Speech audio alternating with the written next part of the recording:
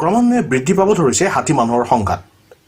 বিগত পষেকটোত ৪-৫টা বনৰীয়া হাতীয়ে খাদ্যৰ সন্ধানত আপাৰ ডিং সংৰক্ষিত বনাঞ্চলৰ মাজৰ পৰা খাদ্যৰ সন্ধানত জনবসতিপূৰ্ণ অসম তেল সংমণ্ডলৰ আৱাসিক অঞ্চল Bapapung, Muliabari, Shantipara, central Digboi, Jamtala, station area, Shillong road আদি অঞ্চলসমূহত নৌশভাগৰ লগতে কেতিয়াবা দিনতো প্ৰৱেশ কৰি সন্ত্ৰাসৰ সৃষ্টি কৰি আহিছে।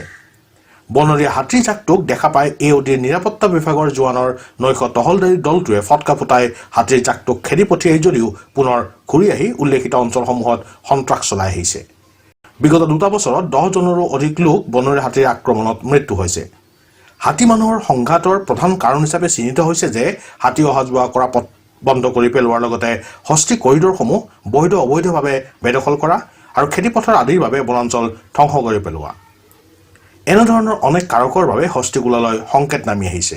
উল্লেখযোগ্য যে আপাৰ ডিং সংৰক্ষিত পেঙেৰী বনাঞ্চলৰ পৰা পূৰ্বতে ডিগবৈ তৈলপথাৰৰ হাবিৰ মাজে মাজে গোলাই অঞ্চলেদি দিহিং পাৰ হৈ চৰাইপুং, লক্ষীপথাৰ আদি হাবিলৈ যোৱাৰ এটা ঐতিহাসিক হস্তি কৰিডৰ আছিল। তিনিচুকীয়াৰ পৰা ডিগবৈ গোলাই অইল টাৰ্মিনেল নিৰ্মাণ কৰাৰ অজুহাততেই হওক বা অন্য কাৰণতেই হওক হস্তি কৰিডৰ বন্ধ কৰি দিয়া হ'ল। ইয়াৰ পৰিণতিত সম্প্ৰতি বনৰীয়া হাতীৰ জাকটো ইপাৰ সিপাৰ হ'ব নোৱাৰা অৱস্থাৰ ফলত বনৰীয়া হাতীৰ জাকটো ঘূৰি ফুৰি ডিগবৈৰ জনবসতিপূৰ্ণ অঞ্চললৈ খাদ্যৰ সন্ধানত ওলাই আহি সন্ত্ৰাস চলাই আহিছে। এতিয়া প্ৰশ্ন হৈছে হাতী মানুহৰ সংঘাত আঁতৰ কৰিবলৈ কোন পক্ষ আগবাঢ়ি আহিব সেয়াহে অধিক লক্ষণীয় হ'ব। বিনন্দ কোঁৱৰৰ ৰিপৰ্ট, দেশৰ খবৰ, অসম।